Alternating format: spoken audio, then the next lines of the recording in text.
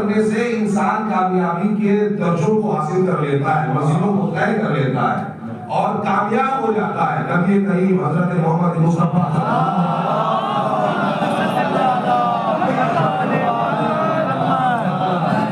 اپنے صحابہ کرام کے ساتھ ہے، ایک شخص آیا، آنے کے بعد نبی کریم سے کہتا ہے کہ یا نبی اللہ آپ میرے حق میں دعا کر دیجیے، میں مقروض ہوں، تنگ دست ہو گیا ہوں، پریشان ہوں اور میرے گھر میں فاقے ہو رہے ہیں، یا نبی اللہ آپ کائنات کے لیے رحمت ہے، آپ میرے حق میں دعا کر دیجیے۔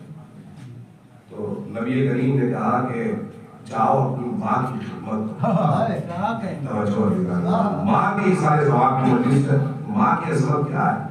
نبی کہہ رہے ہیں جاؤ اپنے ماں کی خدمت کرو، والدہ کی خدمت کرو۔ سوال کیا کر رہا ہے کہ میں تندرست ہوں، میرے لیے دعا کر دیجئے، میں پریشان ہوں، میرے لیے دعا کر دیجئے۔ کہا جاؤ اپنی والدہ کی خدمت کرو۔ ایک مرتبہ کہتا ہے یا نبی اللہ دستے اللہ بارگاہ رسالت میں جوڑ کے میں بچپن میں ہی یتیم ہو گیا تھا، میری ماں دنیا سے رخصت ہو گئی تھی جب میں بہت چھوٹا تھا۔ ایک مرتبہ نبی کریم نے کہا کہ جاؤ قبرستان اور اپنی والدہ کی قبر پر فاتحہ پڑھ کے دعا کرنا، تمہاری مشکل آسان ہو جائے گی۔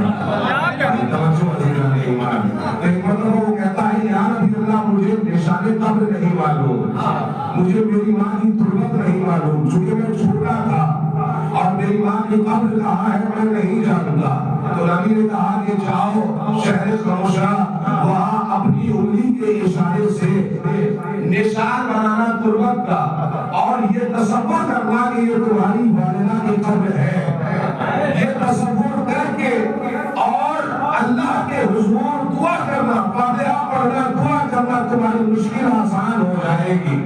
عزیزوں اس نے ایسا کیا، اس کی مشکل آسان ہوئی، لیکن ماں کی ذات کتنی باعظمت ذات ہے۔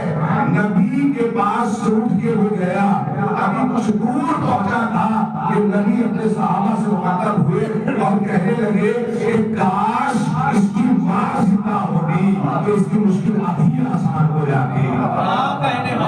ماں کتنی باعظمت ہوتی ہے، فضیلت ہوتی ہے کہ ماں کا وجود اولاد کے لیے ایسا ہے کہ جیسے کسی نبی یا وسیع کا وجود ہوتا ہے امت کے لیے۔